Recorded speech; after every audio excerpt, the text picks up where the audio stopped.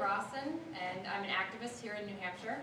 And it is my pleasure to introduce science teacher, retired science teacher, and climate change activist, Phil Brown.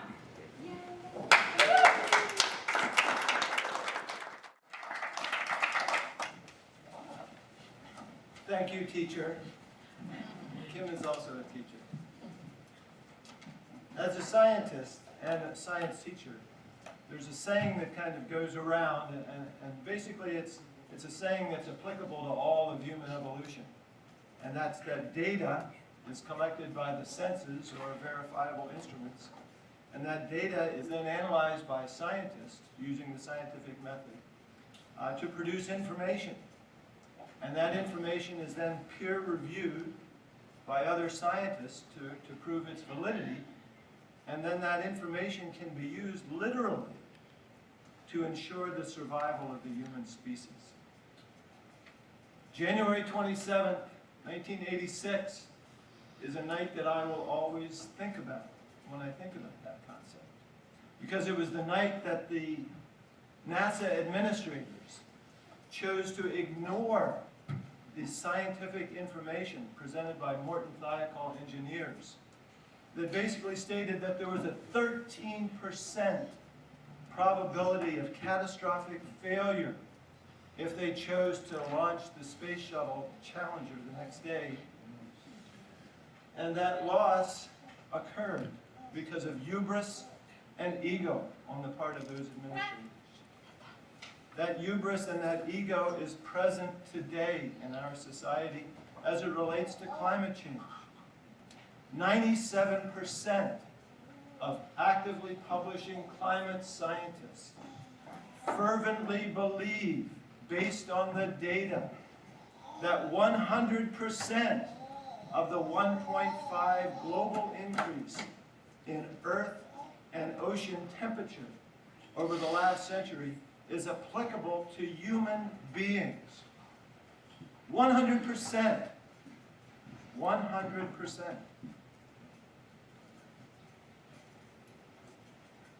I've got some data that I would like to share that basically defines the billion-dollar costs associated with that ego and hubris. And I have it on a piece of paper, so I do have to look at it.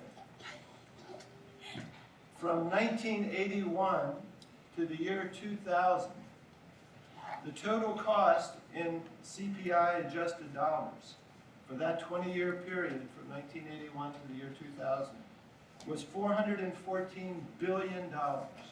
That's what it cost for all the natural disasters, such as drought, flooding, freezing, severe storms, tropical cyclones, wildfires, winter storms, $416 billion. And out of that, we accrued 3,848 deaths.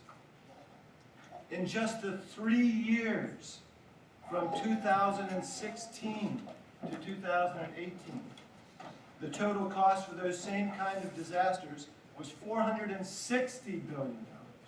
That's $50 billion more for a 3-year period than the 20-year period from 1981 to 2000. In that same time frame, we had 3,663 deaths. This is data from NOAA's billion-dollar disaster website, and it's available for any of us to look at. Any of us. On that night of January 28th, after Krista McAuliffe was lost and the other 6 Challenger astronauts, I held my newborn daughter in my arms, and I cried. Because I knew there were 7 families that were not going to get to hold a loved one again. It gives me a great deal of pleasure to introduce my daughter, Morgan Krista Brown, and my granddaughter, Adelaide, as the last speaker today, because they too are very interested in bringing us out of the dark, both literally and figuratively, into the light of renewable energy. Thank you.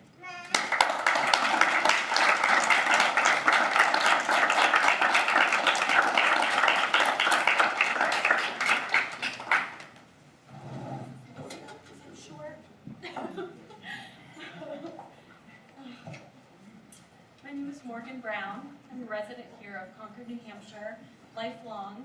I'm a mother, a new mother. My daughter